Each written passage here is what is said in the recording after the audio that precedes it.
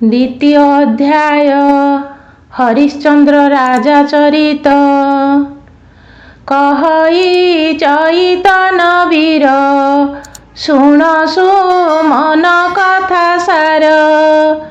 तुझे पचारु अछु एते दानरे तरिछंती जेते। कहिली बळी तरिबार शुण तू एथु अनंतर। नाम ताहार हरिश्चंद्र त्रेतया जुगरे नरेंद्र। सूर्यवंशर नृपमणि दानी पणरे से अग्रणी।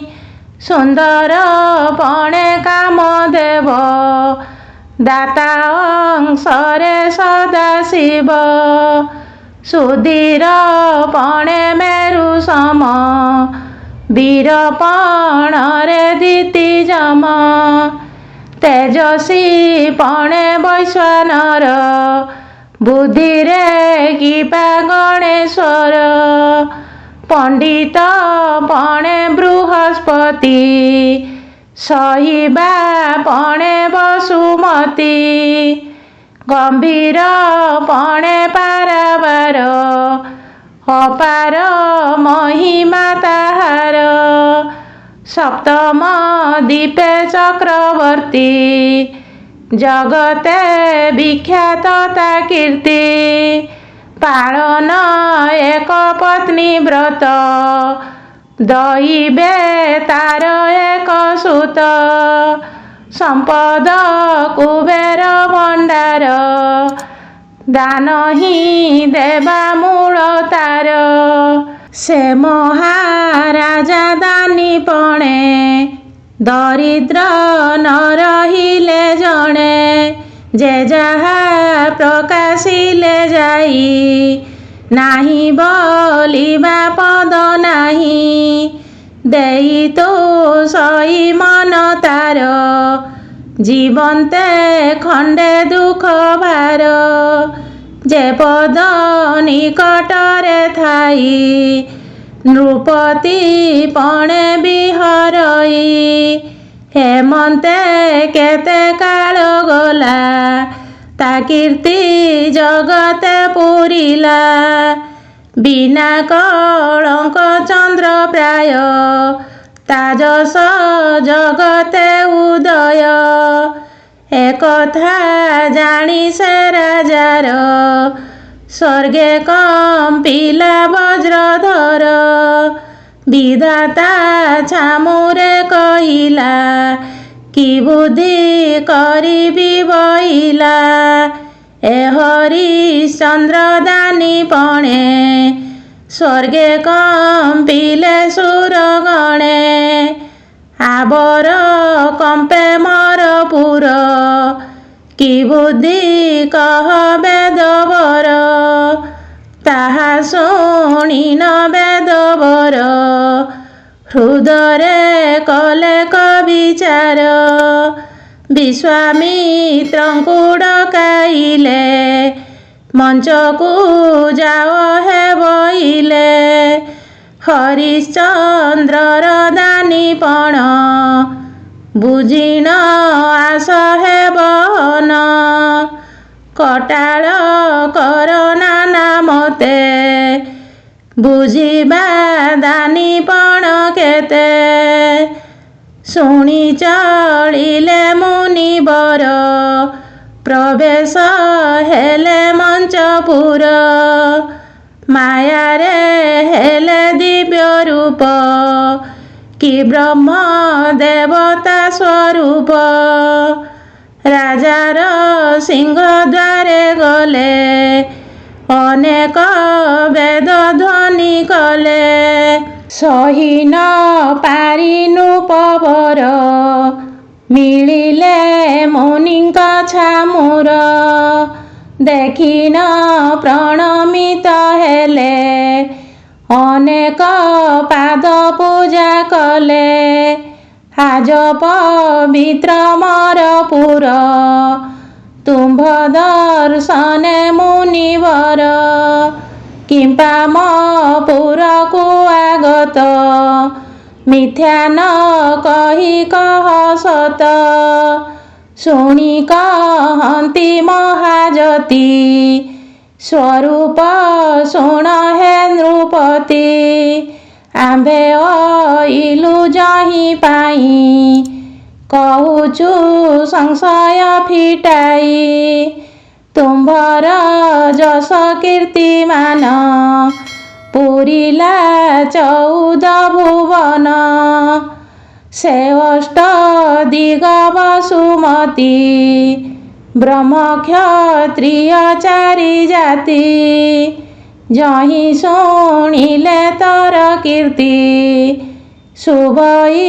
ଶୁଣ ହନୁପତି ତେଣୁ ଅଇଲୁ ତୋର ତହିଁ କିଛି ମାଗିବାର ପାଇଁ ଶୁଣିବ ଇଲେ ସେ ରାଜନ ଭୂମନି ଶୁଣ ମୋ ବଚନ ଯାହା ଅଛଇ ତୁମ୍ଭ ଚିତେ ରାଜଭଣ୍ଡାର ଆଦି ଯେତେ ମାଗ ସଂଶୟ ନ କର ଅବଶ୍ୟ ଦେବି ସତ୍ୟ ମୋର ଶୁଣି କହନ୍ତି ମୁନୀନ୍ଦ୍ର ସ୍ୱରୂପ ଶୁଣ ନରେନ୍ଦ୍ର ଦେବାର ହୃଦ ଯେବେ ତର ସହୃଦେ ତୁଳି ଦିଅ ନୀର ପଛେ ନିଶତ ହେଲେ ତୁହି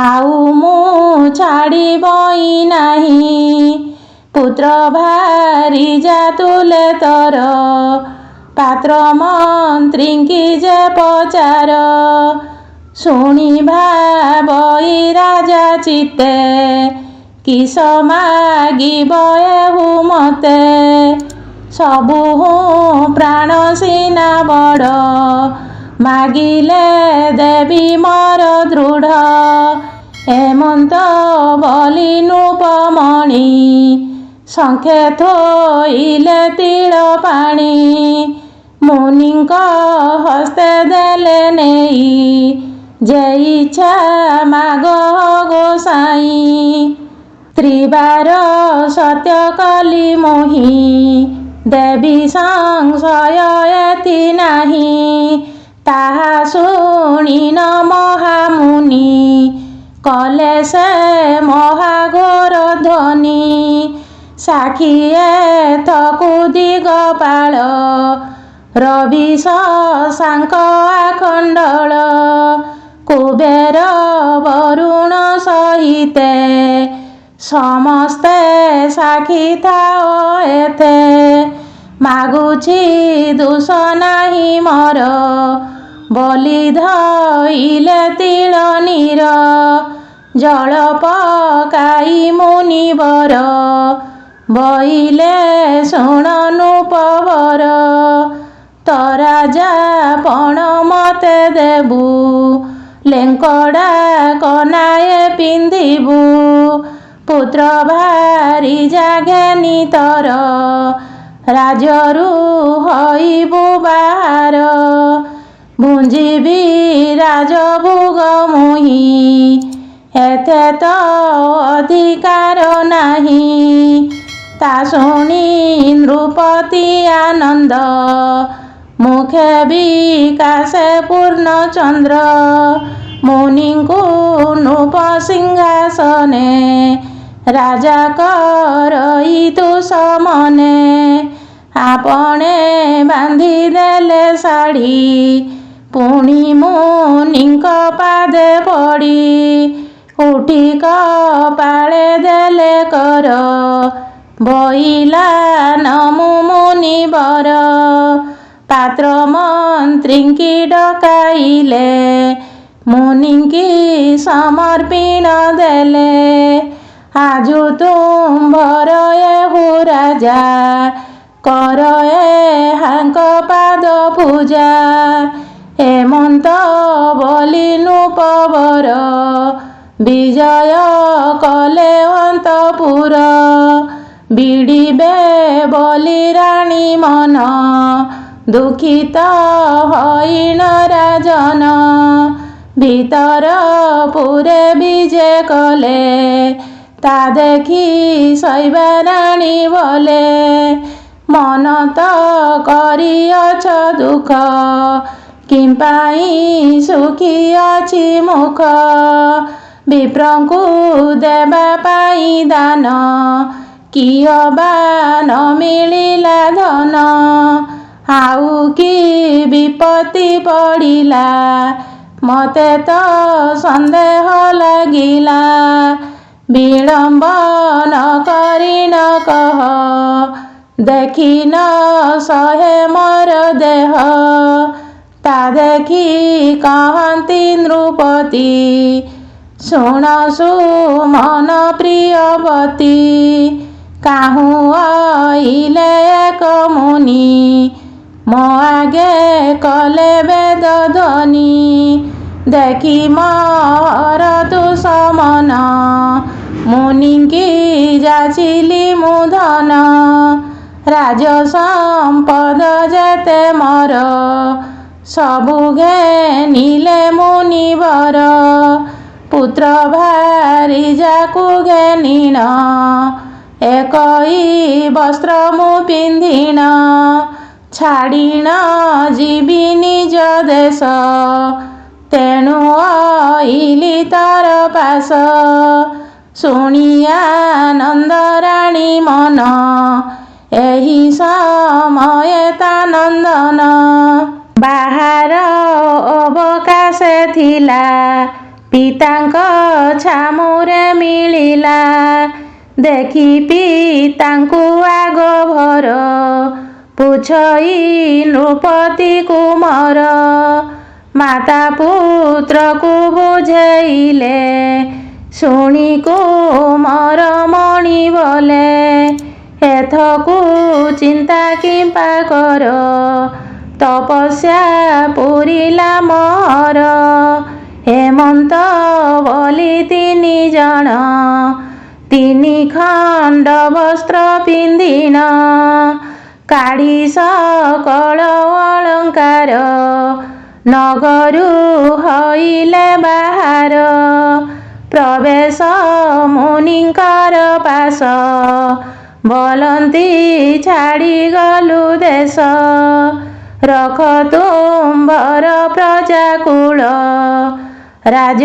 ସମ୍ପଦାଦି ସମ୍ଭାଳ କହନ୍ତି ବିଶ୍ୱାମିତ୍ର ମୁନି ଶୁଣ ରାଜନ ମହାମାନି ପିତାଙ୍କୁ ପୁତ୍ରଟି ଯେମନ୍ତ ଦାନକୁ ଦକ୍ଷିଣା ତେମନ୍ତ ପୁତ୍ର ବିହୀନେ ନର୍କେ ଯାଇ ଦକ୍ଷିଣା ବିନା ଫଳ ନାହିଁ ସୁବର୍ଣ୍ଣ ତିଳ ଲକ୍ଷ ମାଢ଼ ଆଣି ମୋ ଆଗେ କର କୁଢ଼ ତେବେ ନିଶ୍ଚିନ୍ତେ ଚଳିଯାଅ ନହିଲେ ଦାନ ତର ନିଅ ଏହା ଶୁଣିନ ନରମଣି ଚିତ୍ତେ ଚିନ୍ତିଲେ ଚକ୍ରପାଣି ଦେବି ମୁଁ ଦକ୍ଷିଣା ତୁମ୍ଭର ଆତ୍ମା ବିକ୍ରୟ କରି ମୋର ହେମନ୍ତ ବୋଲି 3 ଜଣ ମଥାରେ ଲଦିନ ତୀରଣ କାଶୀ ନଗର ବୁଲି ଗଲେ ମୁନି ଚାଲନ୍ତି ତାଙ୍କ ତୁଲେ ସେହି ନଗରେ ବୁଲି ବୁଲି ଡାକନ୍ତି ଆତ୍ମା ବିକ୍ରି ବୋଲି ବ୍ରାହ୍ମଣ କ୍ଷତ୍ରି ବୈଶ୍ୟ ଜନ ଅପରେ ଯେତେ ଜାତି ପୁଣ ହାବର ଚଣ୍ଡାଳ ସହିତେ ଯେ ଅବା କିଣିବଟି ମତେ ପୁତ୍ର ଭାରି ଯାର ସହିତେ ବିକିବି ଦକ୍ଷିଣା ନିମନ୍ତେ ଯେ ଧନ ଦେବତା ଶରଣ ହେବୁ ପୁତ୍ରାଦି 3 ଜଣ ଏ ରୂପେ କେତେ ଡାକିଲେ କିଣିବା କ୍ଷମ କେ ନହିଲେ ଏଥି ଉତାରୁ ଶୁଣ ମନ ବିଧାତା ଘଟସୂତ୍ର ମାନ। ମାୟାରେ ବିପ୍ରରୂପ ହୋଇ ଅଗ୍ନି ଦେବତା ଥିଲେ ରହି। ଦିଲକ୍ଷ ମାଢ଼ ସୁନା ଦେଲେ ପୁତ୍ର ଭାରିଜାଙ୍କୁ କିଣିଲେ। ରାଜାର ଏକଇ କୁମର ଦଇବେ ଅତି ସୁକୁମାର। ସେପତି ବ୍ରତା ଶିରୋମଣି ସୁନ୍ଦରୀ ତ୍ରିପୁରକୁ ଜିଣି। ଦୁହିଁଙ୍କ ହସ୍ତ ରାଜା ଧରି ବିପ୍ରକୁ ସମର୍ପଣ କରି। ଭୂବିପ୍ର ଯାହା ଇଚ୍ଛା କର ଏ ଦୁହେଁ ହଇଲେ ତୁମ୍ଭର। ହେମନ୍ତ କହି ନୃପ ଗଲେ ଧନ ମୁନିଙ୍କି ସମର୍ପିଲେ। ପୁଣି କେତେ ଦୂର ଯାନ୍ତେ ଚାଣ୍ଡାଳ ରୂପେ ଜନ୍ତୁ ନାଥେ। ମନ୍ଦିର କରି ତହିଁ ଥିଲେ ରାଜାଙ୍କୁ କିଣି ଧନ ଦେଲେ। ମୁନିଙ୍କୁ ବଇଲେ ରାଜନ ନିଅ ଦକ୍ଷିଣାର ଧନ। ଯେତେକ ଟାଳ ମୁନି କଲେ ରାଜା ଧର୍ମକୁ ନ ଲଙ୍ଘିଲେ। ସେ ମୁନି ଧନ ଘେନି ଗଲେ ନୃପତି ପଣେ ବିହରିଲେ। ଏଥେ ରହିଲେ ନୃପନାଥ ଚାଣ୍ଡାଳ ଘରେ ହୋଇ ଭୃତ୍ୟ। ପ୍ରଭାତେ ଦାଣ୍ଡ ପହଁରନ୍ତି ଦିବସେ ଘୁଷୁରି ଚରାନ୍ତି। ରାତ୍ରେ ଜଗନ୍ତି ଶମଶାନ କେ କହୁ ତାଙ୍କ ଦୁଃଖ ମାନ। କାନନୁ ଫୁଲ ପୁତ୍ର ଆଣେ ରାଣୀ ରହିଲେ ଦାସୀ ପଣେ। ସେ ତିନି ପ୍ରାଣୀଙ୍କ କଷଣ କେ କହୁ ଶରୀର ଧରିଣ। ଯେତେ ହେ କଷ୍ଟ ସେ ପାଇଲେ କେହି ଧର୍ମକୁ ନ ନିନ୍ଦିଲେ। ହେମନ୍ତ କେତେ ଦିନ ଗଲା ସ୍ୱର୍ଗରେ ବିଚାର ପଡ଼ିଲା। ବ୍ରହ୍ମା ଇନ୍ଦ୍ରାଦି ସୁରଗଣ ସମସ୍ତେ କଲେ ବିଚାରଣ। ହରିଶ୍ଚନ୍ଦ୍ରର ତପ ଫଳେ ସ୍ୱର୍ଗ ପଡ଼ିଲା ରସାତଳେ। ଏଥକୁ ତାଙ୍କୁ ଘେନି ଆସ ନହିଲେ ସର୍ବେ ଯିବା ନାଶ। ହେମନ୍ତେ ସର୍ବ ଭୟ କଲେ ତକ୍ଷକ ରାଇ ଆଜ୍ଞା ଦେଲେ। ହେ ସର୍ପ ତୁହି ବେଗେ ଯିବୁ ରାଜାର ପୁତ୍ରକୁ ଦଂଶିବୁ। ଆଜ୍ଞା ପ୍ରମାଣେ ସର୍ପ ଗଲା ମଞ୍ଚରେ ପ୍ରବେଶ ହୋଇଲା। ରୋହିତ କୁମରକୁ ଦଂଶି ପୁଣି ମିଳିଲା ସ୍ୱର୍ଗେ ଆସି। ଏଥୁ ଅନନ୍ତେ ସବ୍ୟାରାଣୀ ପୁତ୍ର ମରିବା କଥା ଶୁଣି ଅନେକ ସନ୍ତାପ ସେ କଲା। ତା ଦେଖି ବ୍ରାହ୍ମଣ କହିଲା ତୁ ଏବେ କରୁଛୁ ରୁଦନ କାହିଁ ତୁ ଲଗାଇବୁ ଧନ। ଜାଣିଲେ ମଡ଼ା ପଣ୍ଡିଆଏ ମଠାରୁ ନେବେ ଶୁନିଆଏ। ବେଗେ ତୁ ଶବ ଘେନି ଯାଅ ନ ପୋଡ଼ି ପୁତି ନ ପକାଅ। ମଡ଼ା ପଣ୍ଡିଆ ଧନ ଆସି ମାଗିଲେ ହୁଅ ତାର ଦାସୀ। ବିପ୍ର ନିରାଶ ବାଣୀ ଶୁଣି ପୁତ୍ରକୁ ଧରି ଏକା ରାଣୀ। ଘୋର ଅନ୍ଧାର ନିଶା କାଳେ ଘେନି ନ ଶମଶାନେ ମିଳେ।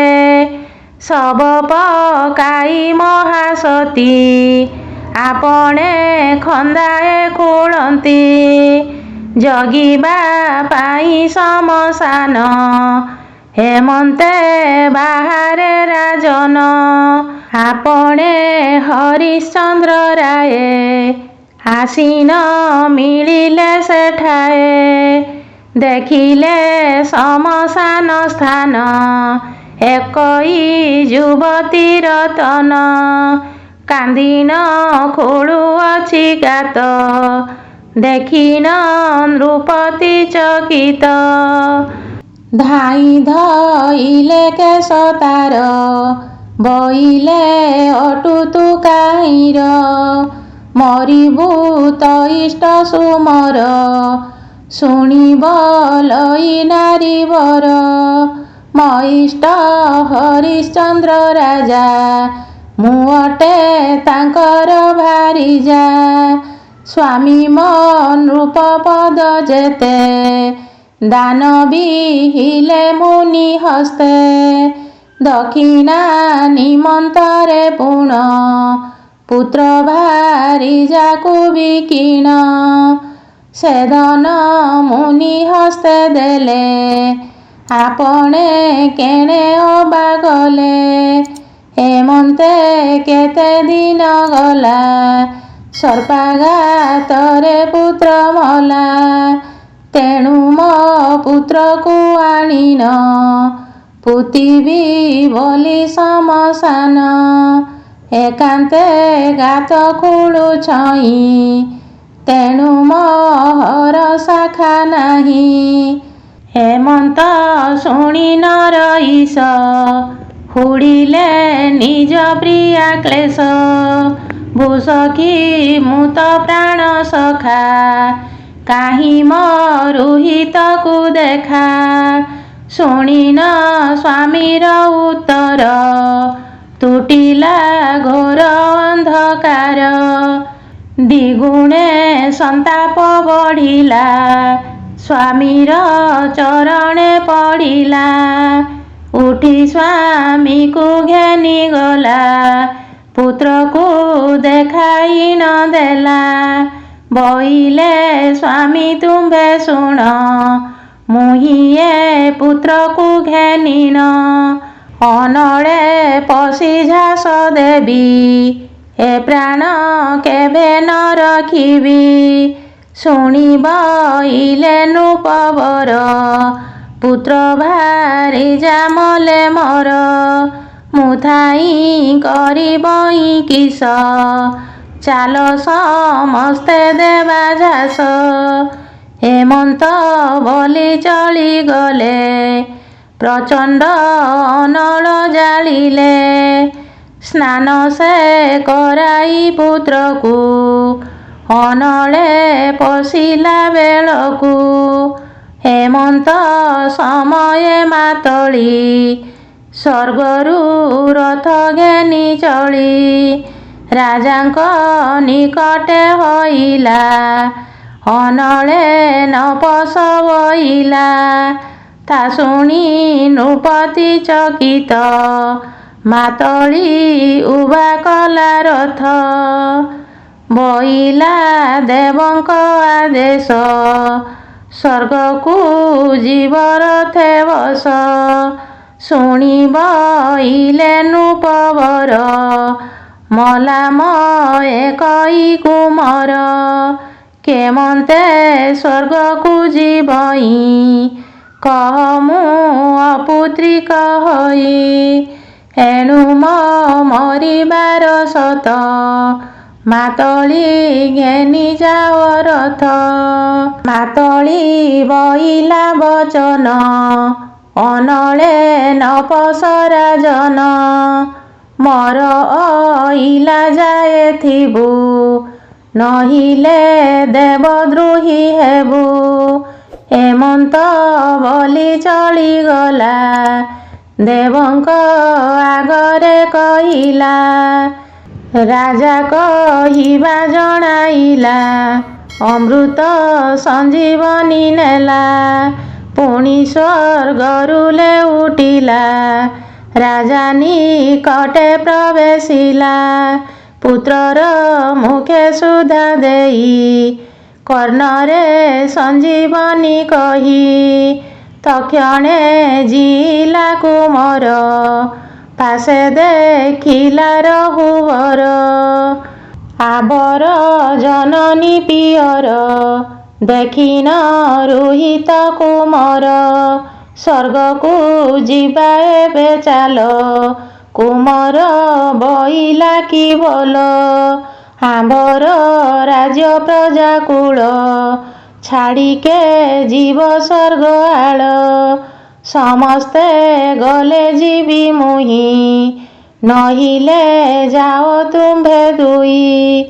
ଶୁଣିବ ଇଲେ ନୃପନାଥ ମାତଳି ଘେନି ଯାଅ ରଥ ନଗଲେ ରାଜ୍ୟ ଜନ ଯେତେ ଆମ୍ଭେ ନ ଯିବୁ କଦାଚିତେ। ଶୁଣି ମାତଳ ଚଳିଗଲା ବିଧାତା ଆଗରେ କହିଲା ସ୍ୱରୂପ ଶୁଣ ବେଦବର ନଇଲେ ପ୍ରଜାକୁଳ ତାର କେବେ ନ ଆସେ ନୃପବର ବିଚାରି ମତେ ଆଜ୍ଞା କର। ତା ଶୁଣି ବ୍ରହ୍ମା ଇନ୍ଦ୍ର ସୁର ସମସ୍ତେ କଲେ କବିଚାର ଯାଇ ରାଜାକୁ ଘେନି ଆସ ନୋହିଲେ ସ୍ୱର୍ଗ ଯିବ ନାଶ। ହରିଶ୍ଚନ୍ଦ୍ରର ତପ ଫଳେ ଆସନ୍ତୁ ତାର ପ୍ରଜାକୁଳେ ତା ଶୁଣି ମାତଳି ହରଷ ଲେଉଟି ଗଲେ ରାଜା ପାଶ। ଦେବେ ଦୁନ୍ଦୁଭି ବଜାଇଲେ ସକଳ ଲୋକେ ଗୋଷ୍ଠୀ କଲେ ପଶୁ ମନୁଷ୍ୟ ଚାରି ଜାତି ଅପରେ ଯେତେ ଲୋକ ଅଛନ୍ତି ସମସ୍ତ ରଥେ ବସାଇଲେ ଆପणे ରାଜା ବିଜେ କଲେ। ପୁତ୍ର ଭାରିଜା ସଙ୍ଗେ ଘେନି ଆନନ୍ଦେ କଲେ ଜୟ ଧ୍ୱନି ଚଳିଲା ରଥ ଶୂନ୍ୟ ମାର୍ଗେ ଦେବେ ଅନାଇଛନ୍ତି ସ୍ୱର୍ଗେ। ଯହୁଁ ନିକଟେ ସ୍ୱର୍ଗ ଆସି ଦେବ ମାୟାକୁ ଦେଲେ ପେଶି ରାଜାର ହୃଦୟରେ ପଶିଲା ବଡ଼ିମା ପଣ ପ୍ରକାଶିଲା ଗର୍ବ ବହିଲା ରାଜା ମନ ନ ଚଳେ ପୁଷ୍ପକ ବିମାନ। ଯହୁଁ ସେ ନିଶ୍ଚଳେ ରହିଲେ ସକଳ ଦେବତା ଅଇଲେ ବିଶ୍ୱକର୍ମାକୁ ଆଜ୍ଞା ଦେଲେ ତହୁଁ ପୁରେକ ନିର୍ମାଣିଲେ। ଶ୍ରୀ ହରିଶ୍ଚନ୍ଦ୍ର ସ୍ୱର୍ଗପୁର ନାମ ବିହିଲେ ବେଦବର ସେ ପୁରେ ରହିଲେ ନୃପତି ଅଛଇ ଯୁଗେ ଯୁଗେ କୀର୍ତ୍ତି। ଦେବା ଜୟରେ ଫଳ ଏତେ ପୁରାଣ ବିଖ୍ୟାତ ଜଗତେ ଭଣେ ଅଧମ ରାମ ଦାସ ଶ୍ରୀହରି ପାଦ ପଦ୍ମେ ଆସ। ଶୁଣ ସୁଜନ କର୍ଣ୍ଣ ପୁଟେ ନ ପଡ଼ ସଂସାର ସଙ୍କଟେ। ଇତି ଶ୍ରୀ ଦାଢ଼୍ୟତା ଭକ୍ତି ରସାମୃତେ ମନ ଚୈତନ୍ୟ ସମ୍ବାଦେ ହରିଶ୍ଚନ୍ଦ୍ର ରାଜା ମୁଖ୍ୟଣେ ନାମ ଦ୍ୱିତୀୟ ଅଧ୍ୟାୟ।